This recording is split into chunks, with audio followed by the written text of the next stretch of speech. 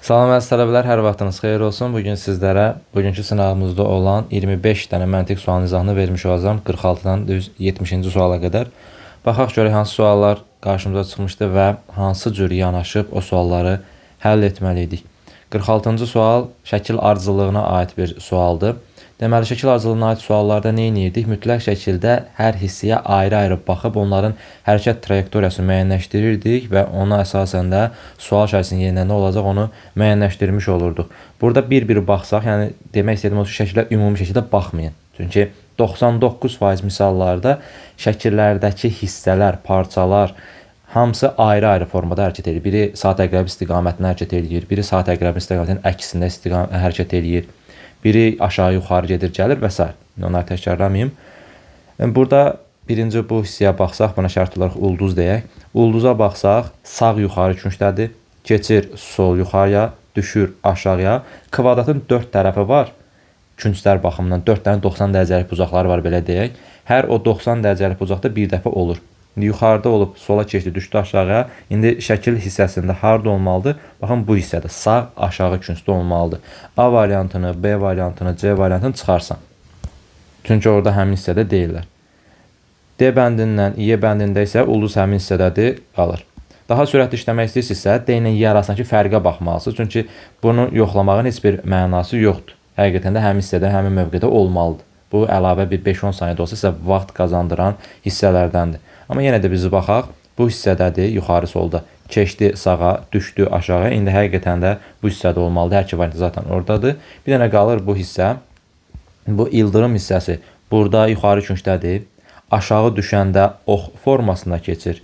Sonra sol tərəfə keçəndə yenə ildırım formasına. Yəni bir dəfə ildırım formasına, bir dəfə ox formasına. Bir dəfə ildırım şimşək, bir dəfə də ox formasında olur. İndi növbəti hissəyə keçəndə nə olmalıdır? Ox formasında olmalıdır. Çünki axırıncı dəfə şimşək formasındaydı, belə deyə bilərik. O da cavabımız olacaq hansı variant? D yox, E variantı. Bitdi. Neynədik? Hər hissəyə ayrı-ayrı baxdıq və cavabımızı da müəyyənləşdirmiş olduq. Verilən sözlər cüt arasında məntiqi əlaqə, yəni analogiya mövzusuna aid bir sualdır. Şəkil qalereyada olur, eksponat isə harda olur? Muzeydə olur təbii ki. Cavabımız olur hansı variant? D variantı. Eksponat model, geyim, arxeoloq, abstraksiya sözlərinin isə heç bir məna əlaqəsi yoxdur. Qalereya, rəsm, şəkil toplanan bir məkana da deyilir. Onu telefondakı qalereya kimi də başa düşməyin təkcə. 48-50-ci sayılı sualları verilən mətnəsən cavablandırın. Deməli, A, B, C, D, E, F, G, H. Neçə şəxs var? 4, 8 dənə şəxs var burada. Qəssab, bərbər, dülgər 3, sürücü 4, audit, mühasib, menecər, kasir 5, 6, 7, 8. 8 nəfər var, 8 dənə peşə var. Onlar hər mərtəbəsində 2 mənzil olan 4 mərtəbəli binada hər mənzildə bu şəxslərdən yalnız biri olmaqla yaşayırlar. Əla, qeyd yaradaq özümüz üçün. Deməli, açılsa.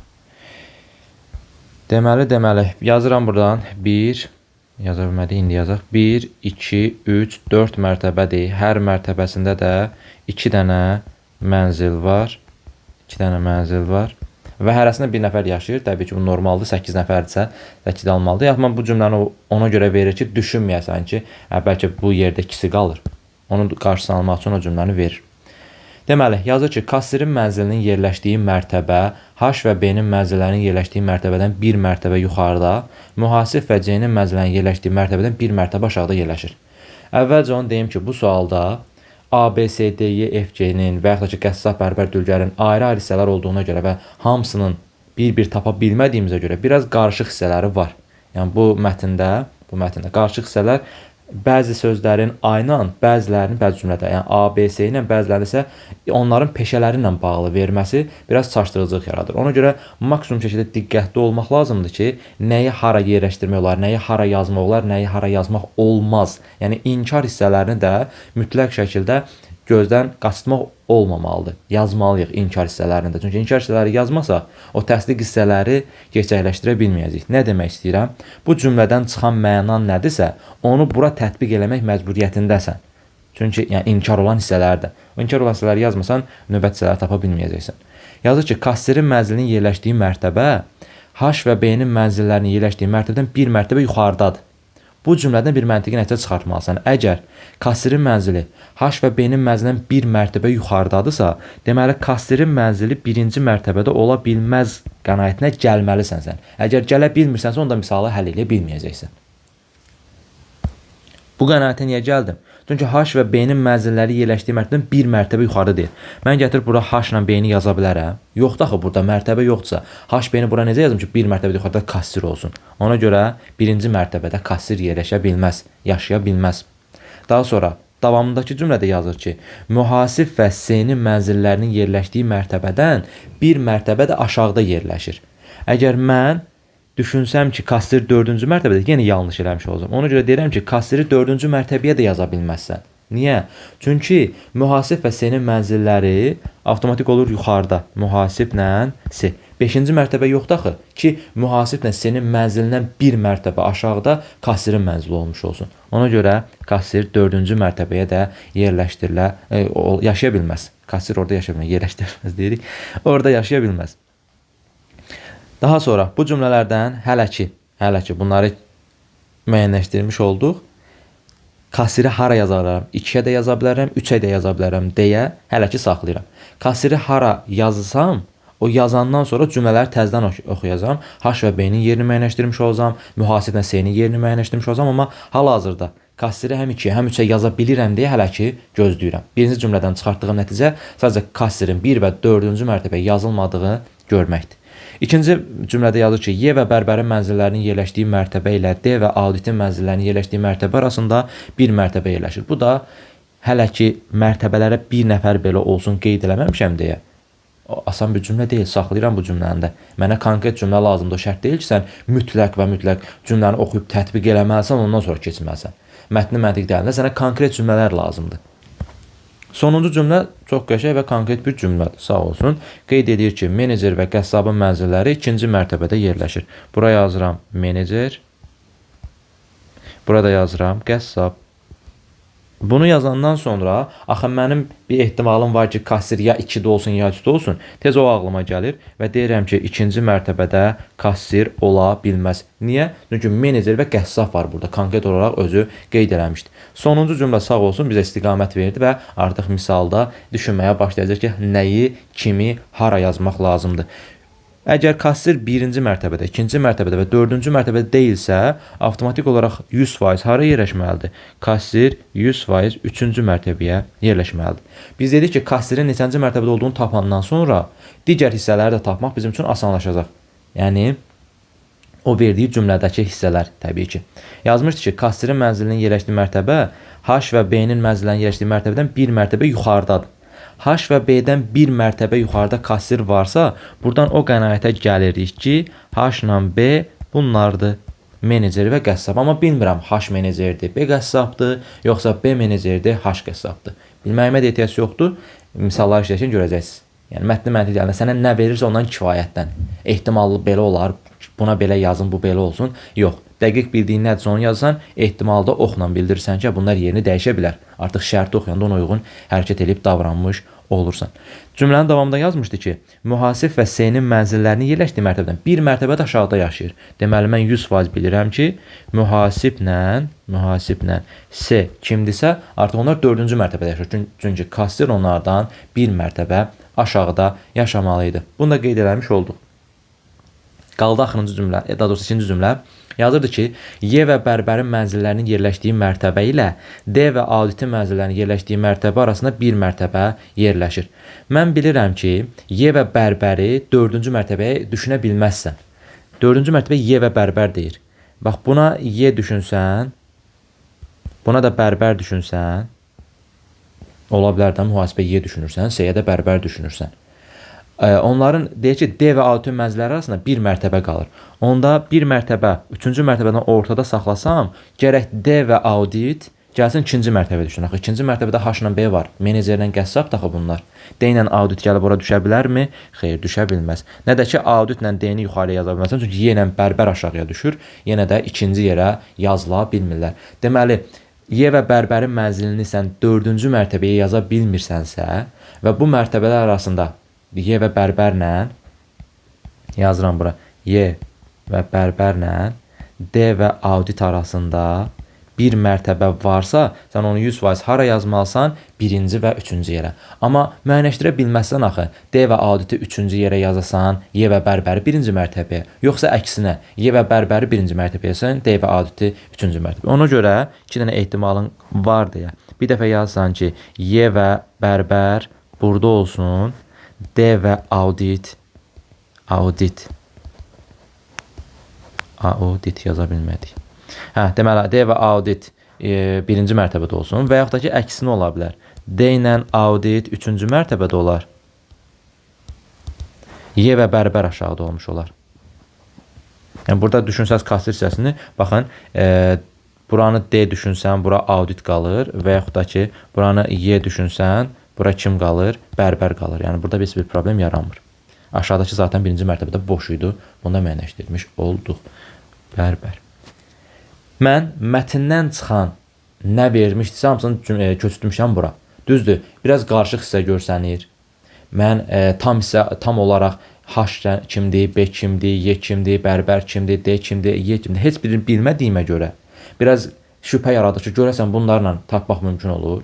Yəni, əgər sənə az həcmdə olan məlumatlar veriblərsə, az məlumat veriblərsə, sən o qədər də dərinə getməyə ehtiyacın yoxdur. Yəni, sənin tapdığın nədirsə, bundan o tərəfə gedə bilmirsən də, düzdür? Sən özünü niyə öldürürsən ki, mən bu ehtimalı düşünüm, S bu olsun, mühasib bu olsun. Sənə verilən məlumatlar nəsə ki, suallara bax da. Deməli, suallar, bu məlumatlar, sualları tapmağa kifayətdir ki, sənə bu qədər az məlumat verib. Gəlir 48-ci sualı oxumağa. Deyir ki, əgər Y-nin kassir olmadığı məlumdursa, kassir kimdir? Y-nin kassir olmadığı məlumdursa dediyinə görə, görürsünüz, bu ehtimal yaranan hissədir. Yəni, mən artıq burada Y və bərabər hissəsini düşünmürəm. Çünki Y və bərbəri bura düşünsəydim, Y burada olurdu, bərabər burada olurdu. Artıq kassirə Y düşmüş olurdu. Görürsünüz, həqiqətən də ehtimal tapmamız tam doğrudur.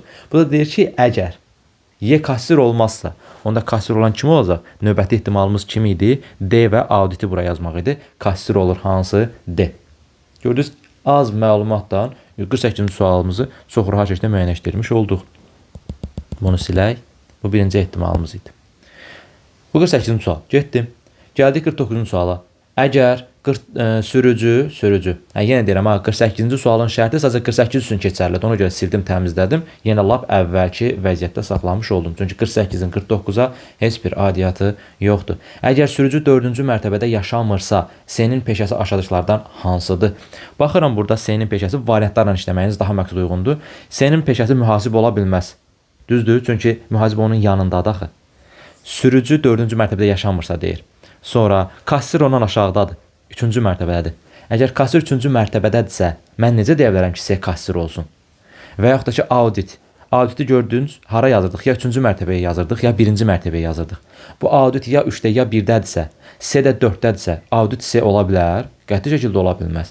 Bərbərdə həmçinin ya 1-ə yazacağam, ya 3-ə yazacağam. Bunun 4-də olma ehtimalı düşündüm, amma səhv olduğunu görmüşdüm. Deməli, bərbər 4-cü mərtəbədə əsla ola bilməz deyə çıxırsan. Burada ümumiyyətlə adı çəkilməyən kim var? Dülgər var. Çox rahat şəkildə müəyyənləşdirirəm ki, Dülgər kim olmuş olacaq? C olmuş olacaq. Sürücünü niyə verir burada? Sürücünü ona görə verir ki, burada bu sistemdə, qurduğun sistemdə sürücü haqqında da məlumat yoxdur. Gördünüz? Sürücü haqqında da məlumat yoxdur deyə, özü deyir ki, əgər sürücü 4-cü mərtəbədə yaşamırsa, bəs başqa kimdir? O sürücü olma ehtimalının da qarşısını almaq üçün bu cümlə ilə başlamışdı. Bu da 49-cu sual. Keçdik 50-ci suala. Aşağıdakı şəxslərdən hansının peşəsi mühasib ola bilər? Mühasib. Baxıram bura. İndi bu dəfə hərfləri müəyyənləşdirirsən ki, hansına yazıbsan. Mən bilirəm ki, H ilə B ya menecer, ya qəssabdır. H ilə B ya menecer, ya qəssabdırsa, mühasib ola bilər? Təbii ki, ola bilməzdir. Ona görə H ilə B olan variantları çıxırsan. Mühasibin yanına bir dənə C yazılıb. Mühasib ayrı adam, C ayrı adam. Əgər bu bir yazılsaydı, düşünərdim mən mühasibçi olar. Yan-yana yazılıblarsa, yəni 4-cü mərtəbədə yaşayan iki şəxs kimi bildirilibsə, C necə mühasib ola bilər? C-nin peşəsi başqa bir peşə olacaq. Bir də qalır D.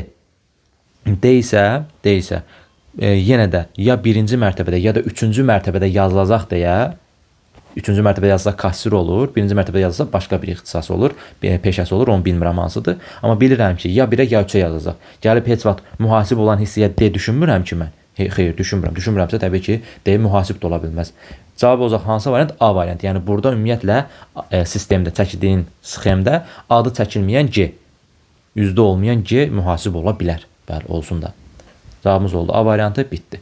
Yəni 48, 49, 50-ci suallar bu az məlumatların tapılmağa bəs eləyirdi. Ona görə heç vaxt qorxmayın ki, ayda mən verilən mətndən çox az hissə tapmışam axı, mən sualları necə həll edəcəm? Və yaxud da ki, ehtimalları axtarıb, ehtimalları yazıb vaxtınızı itirməyin. Sənə verilən məlumatlar nələrsə, onları köçürt bir kənara yaz. Əlində olan məlumat nədirsə, onlarla başla sualları işləməyə. Sualları işləməyə başlayanda sənə kömək olan hissələrin baxdın ki, yoxdur, hə o zaman düşünərsən ki, bunu belə eləyim, bunu belə eləyim. Amma sənə nə versə konkret baxdın, yazdın, suallara keç. Həll eləmiş olacaqsan böyük ehtimal ki. 51-ci sual. Verilən sözlər cütü. Mirmekologiya qarışqalar haqqında elmdir, audiologiya isə eşitmə haqqında elmdir. Bu audio sözündən audit, auditoriya sözləri çaşdırmasın, əlaqəsi yoxdur. 52-ci sualda ardıcıllıq deyir. 6, 43, 8, 117, 46, 209. Gah qalxır, gah yuxarı, aşağı enir. Baxsam 6, 8, 46 deyə ayırıb və yaxud da ki 43, 117, 209 deyə ayırıb 2 dənə ayrı-ayrı artan ardıcıllıq kimi düşünə bilərəm. Amma 6, 8 sonra 46-nın nə əlaqəsi olacaq bir-birinə? Heç bir. 43, 117 sonra 209-a nə əlaqə tapa bilərəm? Heç bir əlaqə olmadığına görə bunu maksimum nə düşünə bilərik? Yəni rəqəm arasında bir baxa da bilmərik. 300 baxsan ardıcıllıq çatmaz. Zaten 6 dənə hədd var burada. Əgər ədədlər bir-birinə ümumiyyətlə əlaqəsiz olursa, nə edirdik? Rəqəmləri cəminə və yaxud da ki, hasilinə baxırdıq. İndi 6-nın rəqəmləri cəmi ilə 6-dır. 4-lə üçün rəqəmləri cəmi 7-dir. Zaten 8-dir. 1, 1, 7, 9-dur. 4-lə 6-nın cəmi 10-dur. 2, 0, 9-un cəmi 11-dir. Növbəti hissədə isə rəqəmləri cəmi 12 olan cavabı olmalıdır ki, o da C variantı 1128-dir. Digərləri 10, 8, 18 və də 13 eləyir cəmlər. Bizə cəmi 12 lazım idi. C variantı. Verilmiş kubun digər açılışını müəyyən edin. Kubun normal olaraq bilirik ki, açılışı hansı formadadır? Ortada 4 dənə olsun, yuxarı aşağıda 2 dənə və ya da ki, yuxarıdan aşağıya 4 dənə olsun, sağ solunda 2 dənə olmuş olsun. İndi bunu normal kub açılışına gətirmək üçün nə edərəm? Bu hissəni silərəm, yuxarıdan deyirdi ki, qopmadan aşağı fırlada bilirik. Yuxarıdan aşağı fırladaram, deyərəm ki, qara kvadrat buradadır. Daha sonra bir də bax, bu üçbucaq hissəsi buradan qoparılıbdır da, sadəcə şəkil biraz fərqli görsənsin deyə buna əl atılıbdır bu sualda. Ona görə bunu da belə fırladırıq yuxarı hissəyə fırladanda üçbucaqlı gəlib bura düşmüş olur. Lapis sosin benzi qarışdırmasın deyə buraları silə də bilərik. Bu hissəni, bu üzü yuxarıya qaldırdıq. Bu üzü də aşağı endirdik və normal kub açılışı olmuş oldu. 4 dənə üz ortada, 4 dənə ortada. Yuxarı aşağıda da 2 dənəsi. İndi buna əsasən nəyə baxırıq? Qarşı üzlərə. Əgər açılmış kub verir və variantda da bizdən açılmış kubla bağlı bir sual soruşursa, deməli əksərən böyük ehtimal ki, onların bir-birindən qarşı üz olub olmamasına görə baxmalısınız. Buna görə bir neçə variant çıxırsınız. Əgər 2-3 dənə variant qalırsa, artıq ondan sonra münasibət baxımından da yoxlamalısınız. Amma burada elə fiqurlar verilib ki, demək olar ki, onların münasibət baxımından bir-birinə fərqlər çox olmayacaq. Yəqin ki, qarşı üz qaydasına görə bir neçə variantı çıxmış olacaq. Hətta cavabı da birbaşa tapa bilərik. Baxaq görək. Mən burada nə görürəm? Görürəm ki, qara üçbucaqla ağ kvadrat bir-birinin qarşı üzüdür. Qara üçbucaqla ağ kvadrat. A bəndində qara üçbucaqla ağ kvadrat qarşı üzdür. Qara üçbucaqla qara kvadratı burada qarşı üz verir. Baxın, dedik, əsas şəklimizdə qara üçbucaqla ağ kvadrat qarşı üz olmalıdır. B bəndi ona görə yanlışdır. Sonra yenə qara üçbucaqla ağ kvadrat yenə qarşı üz mövqeyində verilmədiyinə görə C bəndi də yanlışdır. Yenə qara üçbucaqla ağ kvadrat qarşı üz mövqeyində verilmədiyinə görə D variantı da yanlışdır. Amma Y bəndində qara üçbucaqla ağ kvadratı qarşı üz mövqeyində veribdir. Əla. Hələ ki, buna görə 3 variantı çıxdım, qaldı 2 dənə variant. Daha sonra baxa bilərəm ağ üçbucaqla qara dairəyə. Ağ üçbucaqla qara dairə A bəndində elə görsənir ki, qarşı üz deyil, amma A bəndindəki bu üçbucağın yeri haradır? Yenə çaşdırmaq üçün elə veriblər. İstiqamət nə idi? Bu formada üçbucağı çevirdik belə. Həqiqətən də ağ üçbucaqla qara dairə bir-birinin qarşı üzüdür. A bəndində doğrudur. Bəs Y bəndində ağ üçbucaqla qara kvadrat verib. Axı dedik ki, ağ üçbucaqla qara dairə bir-birinin qarşı üzü olmalıdır. Y bəndi ona görə yanlışdır. Cavabımız qaldı nə? A variantı. Gördünüz, nəyə görə tapdıq? Sırf qarşı üz qaydasına görə. Bir də yoxlayaq. Ağ dairə ilə qara kvadrat. Həqiqətən ağ dairə ilə qara kvadratda bir-birinə nə imiş? Qarşı üzüymüş. Anaqqramı həll edərək tapın deyir. Bu ipək sözüdür. Bu isə barama sözüdür. Baramadan ipək alınır. Bəs digərləri nədir? Bu qazdır, bu quyudur. Quyudan qaz alınır, yox. Bu neftdir, bu mazutdur. Mazutdan neft alınmır, neftdən mazut alınır. Bu təyyarədir, bu zavoddur. Zavodda təyyarə alınır ayrı şeydir. Zavoddan təyyarə alınır ayrı şeydir. Burada nə dedik? Baramadan ipək alınır. Baramadan. Bu odundur, bu ağacdır. Odundan ağac alınmır, ağacdan odun alınır. Sözlərin ardıcıllığı nəzərə alınmalıdır cümləsi boş-boşuna verilmir. Yəni yerləri qarışıqdır C-də də, D-də də. Amma A bəndi doğrudur. Dəmir və filiz. Filiz xam maldır. İçərisində materiallar olan xam maldır və filizdən dəmir də ala bilirsən. Dəmir filizi var, mis filizi var. Yəqin keçidibsiz. Yəni bu dəmir filizi demək deyil ki, dəmirdəndir. Filizdən dəmir alırlar. Filiz xam maldır. Onun içərisində, onun tərkibində olur bu mis və dəmir. Baramadan necə ipək alınırsa, filizdən də dəmir alınır. Cavabımız A variantı. 55-ci sual 6-3. Riyazi əməllər mövzusuna aid bir sual. Çox rahat bir sualdır. Nə edirik? Yerinə gətirib qoyuruq. A-nın yerinə 6, B-nin yerinə 3. A6, B3, A6, B3 yazsam. Olur nə? 6-ın üstünə 3 yazsam 9. Ulduz, 6-dan 3 çıxsam 3. 9-3. 9-3 bir natural qiymət deyil axı. Deyilsə, mən nə etməliyəm? Gətirib onu aşağıda hesablamalıyım. Çünki onun hesablanacağı yer var. 9 və 3. Sağ 3, solda 9. Onda A-ya 9, B-yə də 3 verirəm. A-ya 9, B-yə də 3 düşdü. A-ya 9, B-yə 3 verəndə 9 kvadrat 3 alındı. 9 kvadrat 3-ün yaxın natural bir ədəd deyil. Ona görə düşürəm aşağıya. Nə edirəm? Burada həll edirəm. Bura 9, burada 3 yazıram və nəhayəki hesablama hissəsi var. Diqqətli olun, burada qiymətlərin yerini qarışdırmayın. B kubu çıxaq A yazıb. A kubu çıxaq B yazmayıb. 3-ün kubundan çıxıram 9-unu. Yəni 27-dən 9 çıxan neçə eləyir? 18. 18 tapan kimi gətirib bura 18 yazmışsınız. Zaten heç cavabları da yoxdur. Olsa amma çaşdırıcı ola bilər sizin üçün. 18-i hardan tapdın sən? 9 kvadrat 3-dən. Gətirib onun yerinə yazsan 18-i. Bax 18-i buradan tapdım deyə buraya yazıram 18. Olur nə? 2 vurulsun 18, 36. Çıxılsın 3 bərabər nəyə? 33-ə. İndi bu 33-ü hardan aldıq? 9 ulduz 3-dən. Gətirsən 9 ulduzu 3-ün yerinə 33 yazırsan. İndi bu 33 nəyin qiymət oldu? 6 qara dairə üçün. Elə bizdən də onu soruşur deyə cavabımız olur. Hansı variant? C variantı. Anaqqramı həll edin deyir. A bəndi samur, B bəndi araz, C bəndi girdiman, D bəndi qudyal, Q-U-D-Y-A-L, bəli, qudyal. Samur çaydı, araz çaydı, girdiman çaydı, qudyal çaydı, sarı su isə göldür, göl. Azərbaycanın ən böyük gölü. Xəzər sayılmasın. Tarazlıq vəziyyətində olmayan tərəziyə əsasən sual işarəsi yerinə yazıla biləcək kütləni müəyyənləşdirin.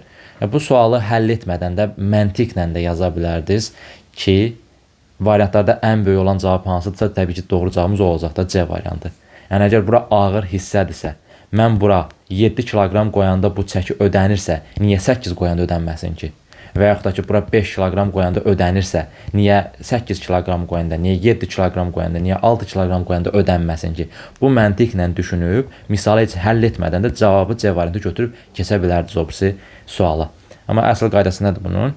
Mərkəzdən sayırsınız 1, 2, 3, 3-cü yerdədir və 7 kiloqram yazdı, 3-ü 7-yə vursan edir 21, 4, 5, 6-cı yerdədir, 6-ı da vursan onu edir 60. 60 ilə 21-in cəmi eləyir 81 kiloqram. Yəni tərəzinin sağ tərəfi 81 kiloqramdır. Biz sol tərəfə elə bir kiloqram yaratmalıyıq ki, 81-dən ağır bir kütlə yaransın.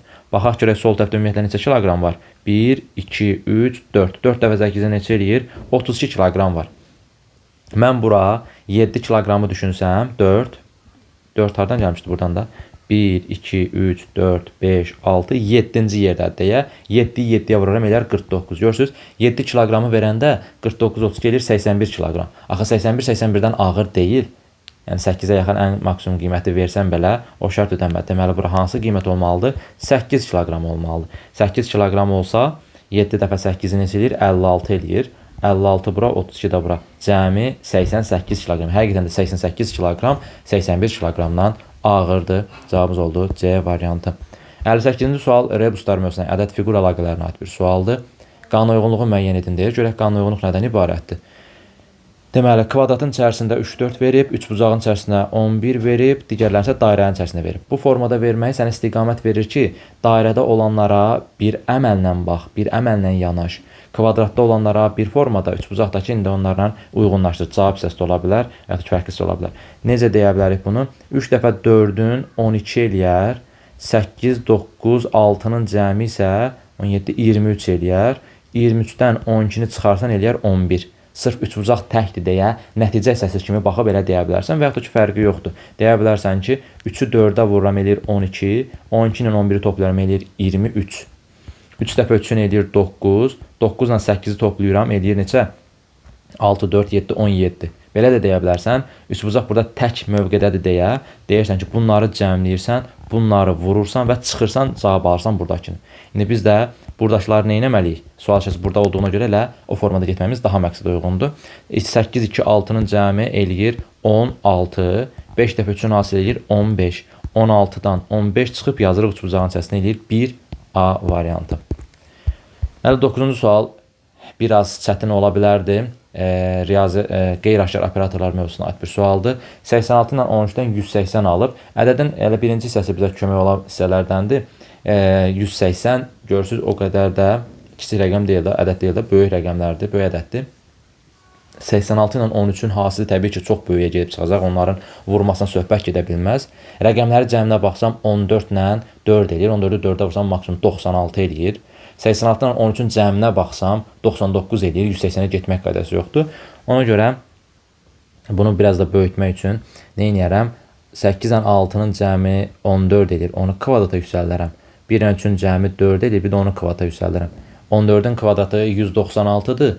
4-ün kvadratı 16-dır. 196-dan 16 çıxanda eləyir neçə? 180. Deməli, rəqəmləri cəmləyirəm, kvadrata yüksəldirəm, sonra çıxıram. Görürüz, yəni 3 mərhələdən çox getmədi. Amma biraz ağla çətin gələn üsullardandır. Rəqəmləri cəmlə, kvadrata yüksəlt, sonra çıx. Yoxlayaq. 7, 1, 8-in cəmi neçə edir? 16, kvadrat edir 256. 3, 6, 3-ün cəmi edir 12, kvadrat edir 144. 256-dan 144 çıxanda həqiqətən də 112 eləmiş olur. Onda 1, 1, 0-ın cəmi, yəni 2-dir, 2-nin kvadratı edir 4. 1, 0-ın cəmi 1-dir, 4-dən 1 çıxanda edir neçə? 3. Bitdi. 60-cı sual hesab əməllərinə aid bir sualdır. ABC-ni SBA vuranda 500-dən başlayan, 1000-dən başlayan, 700-dən başlayan hissələr, bir də cavabımız var ki, 89056 eləyir və bizdən B-nin neçə olduğunu soruşur. Hesab əməllərində həmişə deyim ki, bir dənə məntiqi həmlə olur. O məntiqi həmlə tutmaq lazım ki, hardan başlayayım misala. Birincisi, burada 6, yuxarıda deməli 6-dır ki, birbaşa özü düşüb aşağıya. Bunu müəyyənləşdirmiş oluruq. Başqa digər qiymətləri hələ ki müdaxilə edə bilmirəm, tapa bilmirəm. Buradakı qiymətlərdən söhbət gedir. Çünki tam başqa bir qiymət buradakını da misal üçün versəydi, digər davamını gətirmək olardı, amma verməyibdir. Sonra baxıram nəyə? Mən bilirəm ki, A-nı ABC-yə vuranda 500 neçə salır. B-ni ABC-yə vuranda 1000 nə qədər salır. C-ni ABC-yə vuranda 700 nə qədər salır. Bunu yəqin ki bilirik. Və burada həmişə oxşar hərflər olursa o bizə kömək olmuş olur ki, var burada da. Yəni A-nı ABC-yə vurulması hissəsi. Oxşar hərflər dedim budur. Bunun da bir rəqəmli də zaten A-dır. Bunun da başladığı hissə nədir? A ilə başlayır. Bu bizə həmişə kömək olan hissələrdəndir. Misallarda yadınızda saxlayın. Bir çox misalda qarşınıza çıxacaq bu üsul. A-nı A-ya vuranda 500-lərdə bir ədəd almaq üçün düşünürsən ki, mən A-nın yerinə neçə verə bilərəm. A-nın yerinə 1 düşünsən, biri 100 neçəyə vuranda elə 100 neçə edir. Gedib 500-ə çıxa bilməzsən. A-nın yerinə 3 düşünmək istəsən, artıq çox olur. Çünki 3-ü 300 neçəyə vuranda minimum 900 neçəsə eləyir. Axı burada 900 neçə yazılmayıb, 500-lərdə yazılıb. Ona görə burada müəyyənləşdirirsən ki, A-nın qiyməti 100% 2-dir. Çünki 2-yi 2-yə vuranda 400-lərdə bir qiymət edir. Yadda qalmaq məsələsində nəzərə almaqla 500-ə gətirib çox rahatlıqla çatdıra bilirsən. Yəni A-nın 2-dən başqa ala biləcəyi qəti şəkildə bir qiymət yoxdur. Bunu müəyyənləşdirmiş olduq. Sonra 2-ni C-yə vuranda 6 eləyir. Yəni 6 ilə bitən bir qiymət eləyir. Onda düşünərəm ki, C-nin yerinə ya 3-dür, ya da 8-dir. Çünki 2-yi 3-ə vursan 6 eləyər, bir də 2-yi 8-ə vursan 16 eləyər, axırı 6 ilə bitər. Başqa heç bir qiymət yoxdur ki, C-nin yerinə verim və 2-ni ona vuranda sonu 6 ilə bitsin. Ya 3-dür, ya da 8-dir. Bunu da yoxlamaq məcburiyyətindəsən. Tez yoxlayırsan 8 qiymətini ki, görüm 8 olar yoxsa 3. 8 qiyməti yanlışdır. Niyə? Hardan bilirsən? Çünki 8-i 200 neçəyə vuranda 1600-lərdə bir qiymət edir minimum. Amma bura 700 yazıb axı. 8-i necə 200 neçəyə vuranda 700 ilə bağlı bir şey eləsin? 700 ilə bağlı bir şey eləmədiyinə görə sən buradan 100% bilirsən ki, S-nin qiyməti 8 deyil. Yəni bu misallarda artıq o qədər işləməlisən ki, bilməlisən ki, İşləməkdən də əlavə, yəni riyazi bir hissədir, riyaziyyatla bağlı olan bir hissədir. Sən bilməlisən ki, S-ni ABC-yə vuranda bax bu hissəyə yazır. Ona görə mən 8 qiymətini düşünən kimi tez 8-i 200 neçəyə vurdum. Bax bura baxdım görməli neçə edib. Bura baxanda gördüm 700 ilə başlayan bir qiymətdir. Ona görə yanlış olduğunu demiş olduq. Deməli S-nin qiyməti 8 ola bilməz. Zaten 2 dənə ehtimal var idi. 8 7-sə 100% bilirəm ki, S-nin qiyməti neçədir? S-nin qiyməti 3-dür. 2 dəfə 3-ün 6.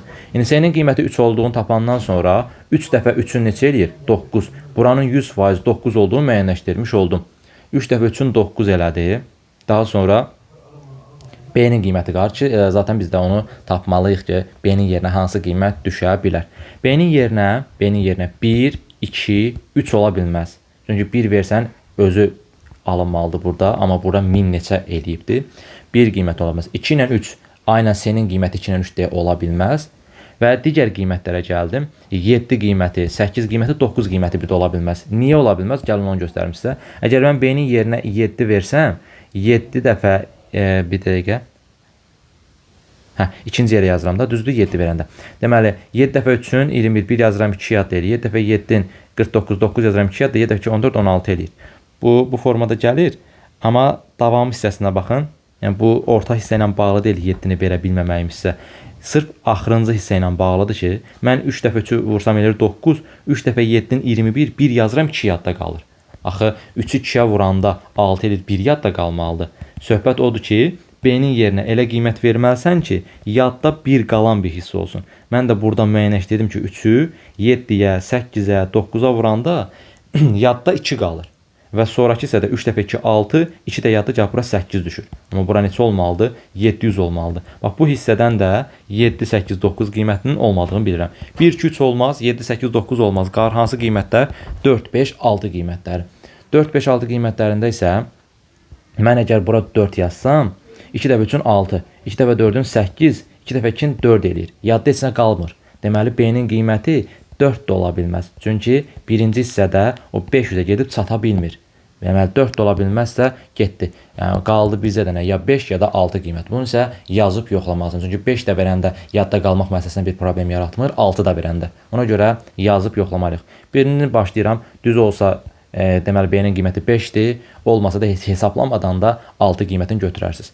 Deməli A-nın qiymətini neçəmişəm buradan 2. 2 dəfə 3-ün 6, 2 dəfə 5-in 10, 0 yazıram 1 yadda. 2 dəfə 2-nin 4, 1 yadda 5. Əla, bura düz gəldi. 5 dəfə 3-ün 15, 5 yazıram 1 yadda.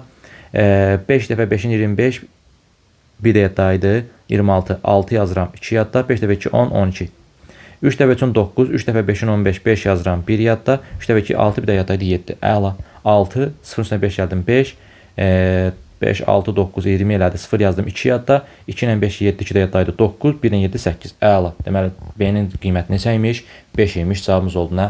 A variantı. Gördünüz necə yanaşdıq? Misala birinci A-nı tapdıq, sonra C-ni tapdıq, sonra B-nin yerinə hansı ola bilər, hansı ola bilməz hissələrini yanaşdıq və müəyyənləşdirmiş olduq.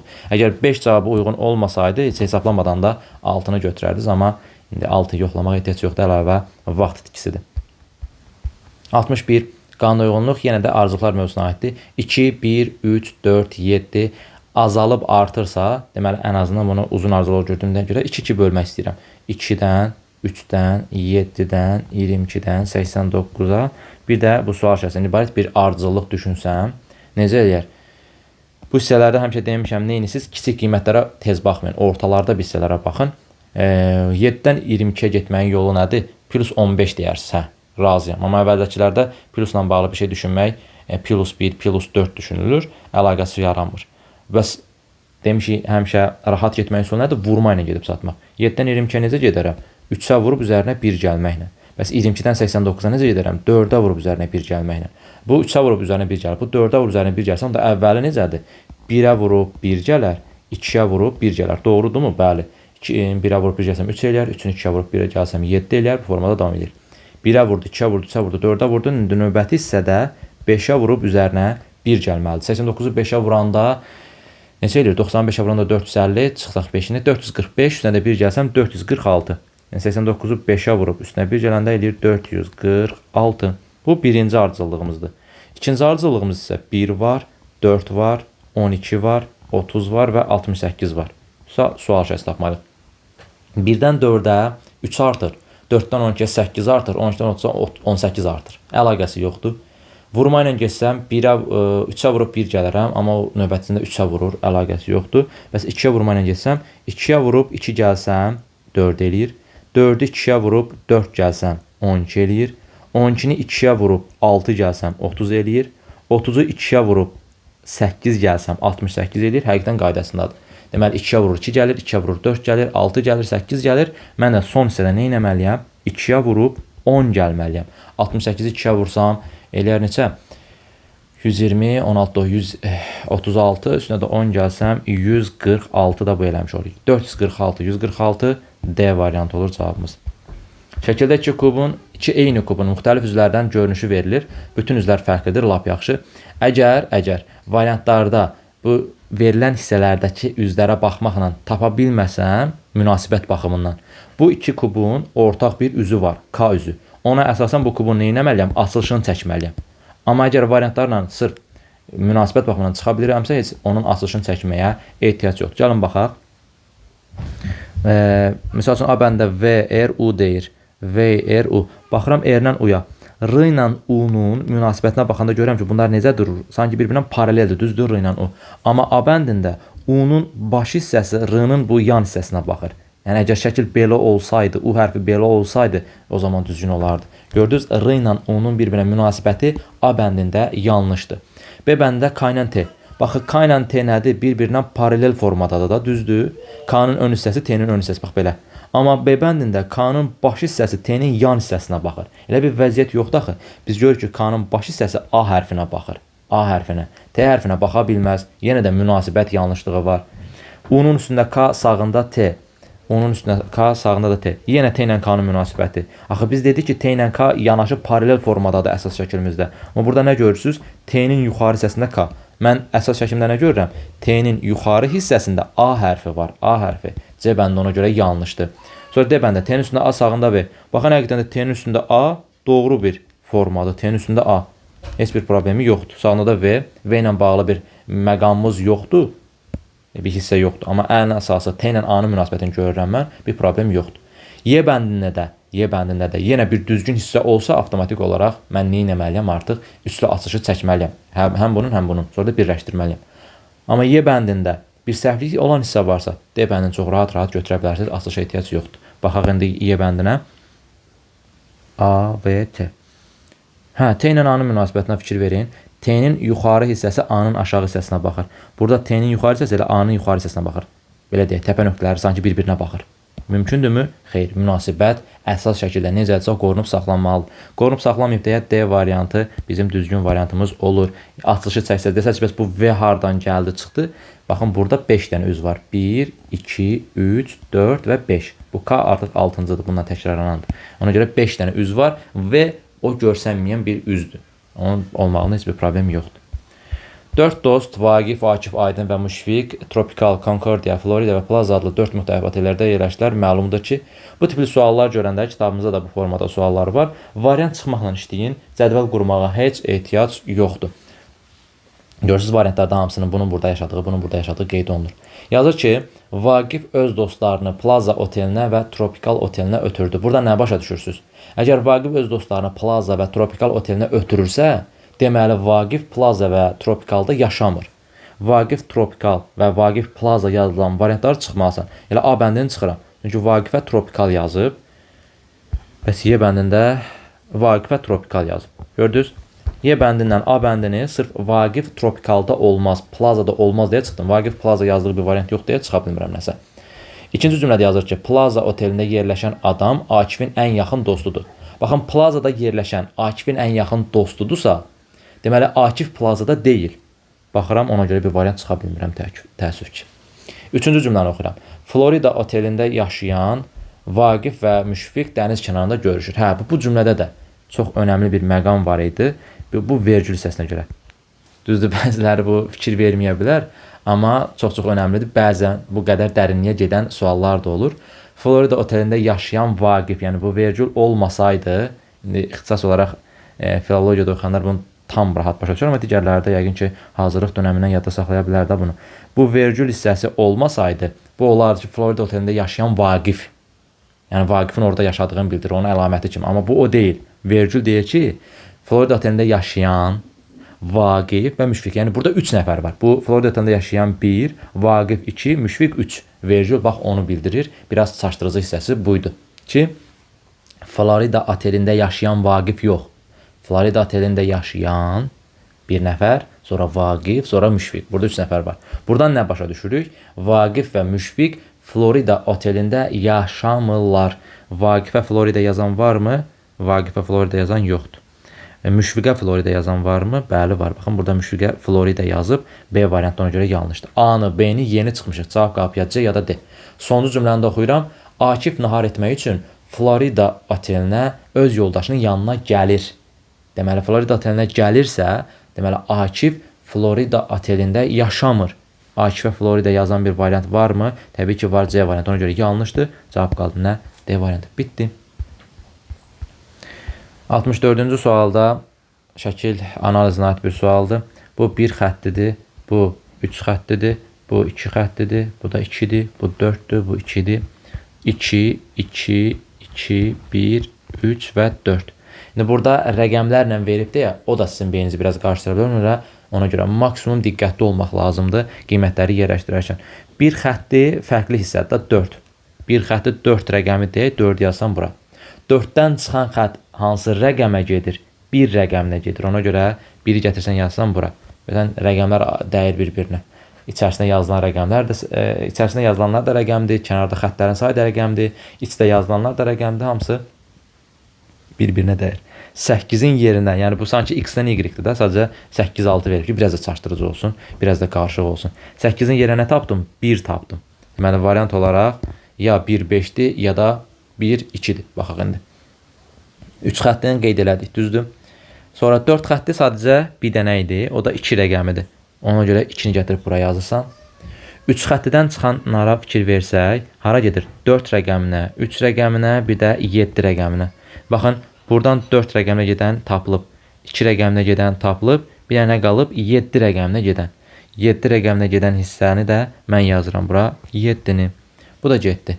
Qaldı hara? Bax, bu hissə ilə bu hissə. Yadda saxlayın, həmin hissələri heç vaxt tapa bilməzsiniz. Niyə? Çünki 2 xəttidir, həm öz aralarında yol var, həm də getdikləri yol da eynidir.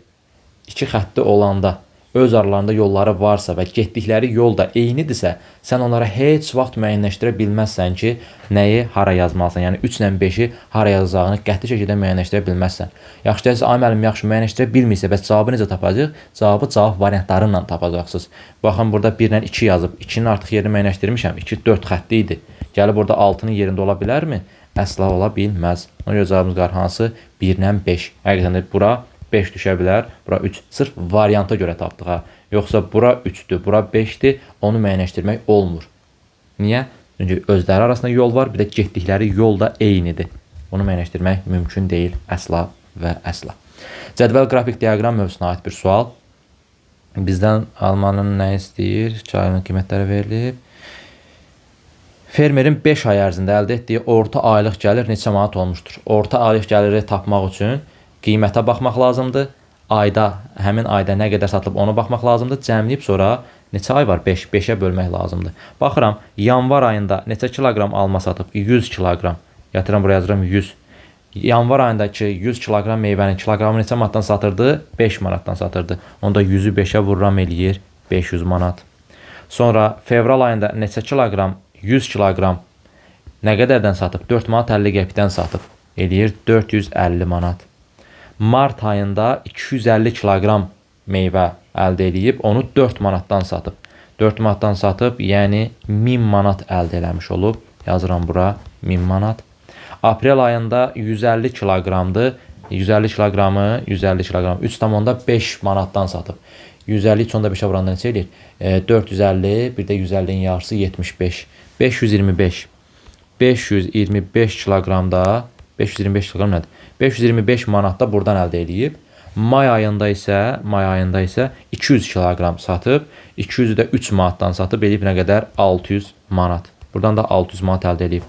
Deməli bu 5 ay ərzində müəyyənləşdirdi ki, yanvar, fevral, mart, aprel, may ərzində nə qədər pul qazanıb. Bizdən orta aylıq gəlir soruşduğuna görə bunları toplayıb saylarına bölmək lazımdır. Toplasam eləyər 5, yadda isə qalmadı. Bunu toplasam eləyər 7, elə bu eləyər 9, 9, 14, 20, 0 yazıram 2 yadda, 1, 2 yadda 3, 3075 manat. Yəni bu 5 ay ərzində 3075 manat əldə edibsə, onu bölürsən 5-ə ki, orta aylıq gəlir tapasan. 30-un içində 6 dəfə çıxdıq 30, 7-nin içərisində 1 dəfə çıx 2, 5, 615.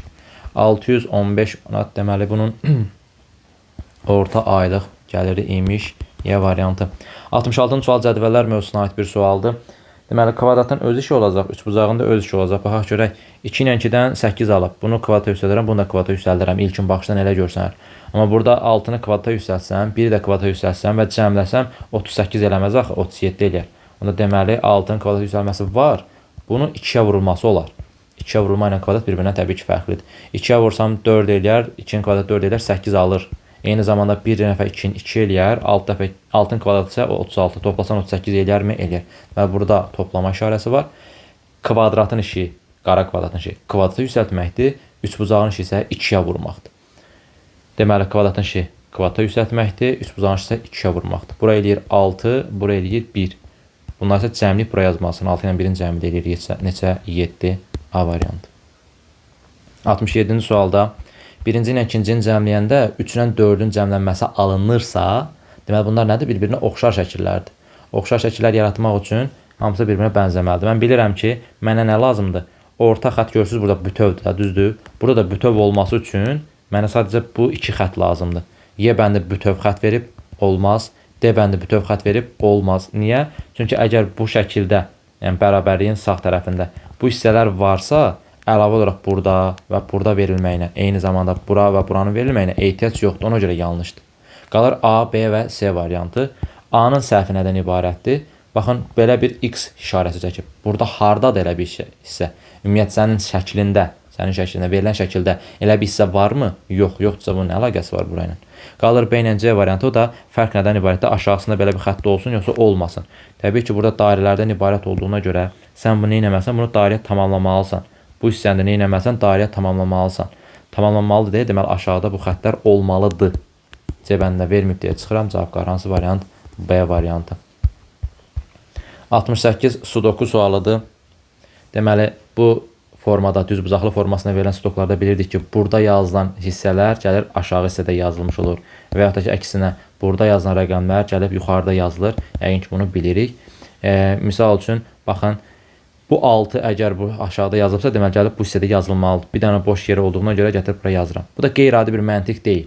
Qeyri-adi bir şey deyil daha doğrusu. Məntiqli olan bir hissədir. Əgər 6 buradadırsa, bilirəm ki, bu xana yazıla bilməz, bura yazıla bilməz, bura yazıla bilməz. Hara yazılmalıdır? Yuxarı hissə yazılmalıdır da məntiqlə. Ona görə bir dənə boş yer qaldığına görə gətirib oraya yazsan 6-nı. Sonra 3 ilə 5 əgər bu hissədə qeyd olunubsa, növbəti bu şəkildə bax burada aşağıda qeyd olunmalıdır. Amma baxıram ki, 5-i buraya yaza bilmərəm, çünki yuxarısında 5 var. Ona görə 3-ü buraya yazıram. 5-i isə bu hissəyə qeyd eləmiş oluram. Sonra diqqət yetirsən, baxaram ki, 5 həm birinci sütunda var, həm ikinci sütunda var, həm 4-də, həm 5-də, həm 6-da var. 3 ilə 4-də yoxdur. Rəqəmlərin sayı çox olanı tapmaq daha rahat olmuş olur. Baxaq, bu sütunda, bu sütun üçün deyirəm, yəni 3-cü sütun üçün. 5-i buraya yaza bilməzsən, 5-i buraya yaza bilməzsən, çünki sətirlərində artıq 5 istifadə olunub, oradan avtomatik tapırsan ki, 5 buraya yazılmalıdır. Daha sonra növbəti son sütun. Bu sütun üçün isə 5 bura yazıla bilməz, çünki sətirdə var. 5 bura yazıla bilməz, çünki sətrində var. 5 bura yazıla bilməz, çünki xananın özündə var, hətta sətrin özündə də var. 5-in yeri hara qalmış olur? Təkcə bu hissəyə qalmış olur. 5-i də bura müəyyənləşdirmiş olduq. Daha sonra bunu tapandan sonra rəqəmlərin çoxu olan hissəyə baxsam, bax bu hissəyə 2, 4, 5, 6 verib 1-dən 3 qalıbdır. Oradan bilirəm ki, 100% bura 3 yaza bilmərəm, çünki sətirdə də həm xananın içərisində var. Ona görə bura 1 yazaram, bura 3 yazaram. İndi bura 1, 3, 5, 6 yazılıb, 2 ilə 4 yoxdur. 4-ü bura yazaram, 2-ni bura yazaram ki, 2-ni yazıram ortaya. təkrarlama baş verəcək. Yəni sual şəklində baxaq görək hansılar qaldı. 2, 4, 5, 6 gedib 1 ilə 3 qalıb. Təbii ki, 3-ü bura yaza bilməzsən, təkrarlanacaq. 1-i bura yazırsan, 3-ü də bura yazsan sual şəklinin yerinə düşür 3. Cavab da olur A variantı. 69-cu sual, deməli riyazi əməllərə aid bir sualdır. 2 ilə S-ni harda hesablamalısan? A-nın yerinə 2, B-nin yerinə S. A-nın yerinə 2, B-nin yerinə S. Yəni bunu həll elədik. Alındı nə? 2 üstü S. İndi bu qara dairənin sol tərəfi 2 üstü S-dir, sağ tərəfi 2-dir. Yəni A-nın yerinə gətirib 2 üstü S yazırsan, B-nin yerinə də 2 qiyməti deyə 2 yazırsan. A-nın yerinə 2 üstü S, A-nın yerinə 2 üstü S, B-yə də 2 yazırsan. Olur nə? Əgər bu ifadənin qiyməti 24-ə bərabərdirsə, aldığımız ifadənin də qiyməti 24-ə bərabərdir. 2 üstü S üzərinə gəl, 2 vurulsun 2 üstü S bərabərdir 24-ə. Bu nəyə oxşuyur? X plus 2x-ə. X-in üstünə 2x gəndə neçə edir? 3x eləmir. 2S-nin də üstünə 2 dənə 2 üstü S gələndə nə olur? 3 dənə 2 üstü S bərabərdir 24-ə. 2 üstü S buradan bərabər 24-ü 3-ə bölürəm edir 8-ə. 2-nin kubu 8 eləyər deyə S də bərabər olur nəyə? 3-ə. Cavabımız oldu A variantı. Bizdən də elə S-ni soruşurdu. Və son olaraq 70-ci sual. Verilən hissələrin fikrən birləşməsindən alınan fiquru seçin deyir. Bu tipli suallarda konkret bir qayda yoxdur deyə ümumi olaraq təsəvvürünüzdən asılı olan bir şeydir və eyni zamanda verilən parçaları künc, yəni kənar hissələri düşünməklə hərəkət eləməlisiniz və ən uyğun gözə dəyən cavab hansısa onun üzərindən yoxlamağa başlamalısınız. Misal üçün, bu 90 dərəcəlik hissə var, düzdür? Mən bunu A bəndində yerləşdirə bilmirəm axı. Niyə məcbur edeyim? Və yaxud ki, B bəndində yerləşdirməyə çalışsam, bu hissədən yerləşdirirəm, düzdür? Bu formada yerləşdirdim. Sonra bax, bu üçbucaq hissəsi var ha. Burada qalan bu balaca üçbucaq hissəsini. Onu nə ilə qapadacaqsan? Elə bir fiqur varmı ki, gəlsin o hissəni örtsün? Yoxdur. Ona görə A bəndidə, B bəndində gözümdə hələ ki səhv variant kimi görsənir. Çünki yerləşdirməyə çalışsam A bəndində yer yoxdur. Həmin formada yerləşdirməyə. B bəndində yerləşdirsəm, yerləşdirəndən sonra orada belə bir üçbucaq hissəsi qalır. Oranı örtəcək, qapadacaq bir hissə yoxdur. C variantda həmçinin. C bəndində bu 90 dərəcə hissəni buralarda hara qeyd edəcəksən? Yoxdur. Maksimum tərsinə çevrilmiş formada belə qəbul edə bilərsən. Bu formada. Bu formada. Amma ondan sonrası var da. Ondan sonraki hissələrdə yəni bax, bu hissəni hara qeyd edəcəksən sən? Yoxdur. Və ya ki, bu hissəni nə ilə tamamlayacaqsan? Belə bir üçbucaqla mı? Belə bir üçbucaq burada varmı o böyüklükdə, o ölçüdə? Yoxdur. Ona görə C bəndi o qədər də gözə inandırıcı gəlmir. Cavab qarya D variantı ya da Y variantı kimi. Çünki o həmin hissələrə çox rahat şəkildə yerləşdirmək olur həmin hissəni. D bəndində bura yerləşdirərəm. Y bəndində isə baxın bu hissəyə yerləşdirmiş olaram. Daha diqqətlə çəkək. Səliqəli olsun ki, görsəniz.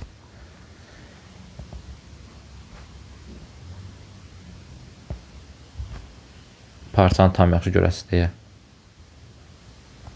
Deməli, bu hissəyi yerləşdirdik. Daha sonra üçbucaq olan hissələr vardı ya və bax bu əyri hissə söhbəti var. O əyri hissənin baxanda indi görürsünüz. D variantında görürsünüz, Y bəndində görürsünüz. Hansı hissədə görsən ki, bax sən bu əyri hissəni ora çəkməlisən. Konkret olaraq görsən ki, bu künc hissədir. D bəndində onu yerləşdirə biləcəyin bir hissə yoxdur. Çünki D bəndinin bütün tərəfləri düzdür. Düzdür, onu yerləşdirməyə bir yeri yoxdur, amma Y bəndində baxın həmin hissəni bax bura yerləşdirə bilərəm. Həmin hissəni gətirdim, bura yerləşdirdim. Bax buna 1 desəm, 1 buradadır. Bu ikinci desəm, ikinci parça buradadır. Üçüncü parçanı isə baxın bu formada yarada bilərik. Böyük bucağı gördüm deyə. Bir böyük bucaq səsi qalsın deyə. Ortadan elə bir istiqamət çəkdik. Baxın buna 3 desəm, 3 buradadır. Birə-bir eyni ölçüdə. Buna 4 desəm, 4 də buradadır. Yenə birə-bir eyni ölçüdə. Cavabımız olur. Hansı variant? Y variantı. Yəni dediyim kimi, konkret olaraq baxan kimi 100% bunun üzərinə qeyd edilsin deyə bir şey yoxdur. Araşdırmalısan. Biraz təsəvvürdən asılı olan bir şeydir. Biraz da variantlara uyğun olan hansıdırsa, onun üzərindən çəkməyə başlamalısan. Çünki başqa variantın yoxdur. Bax belə. Bu da bugünkü sınağımızda olan ilk 25 sualın izahı. Növbəti izahlarda görüşmək ümidi ilə özünüzə yaxşı baxın. Sağ olun. Hələlik.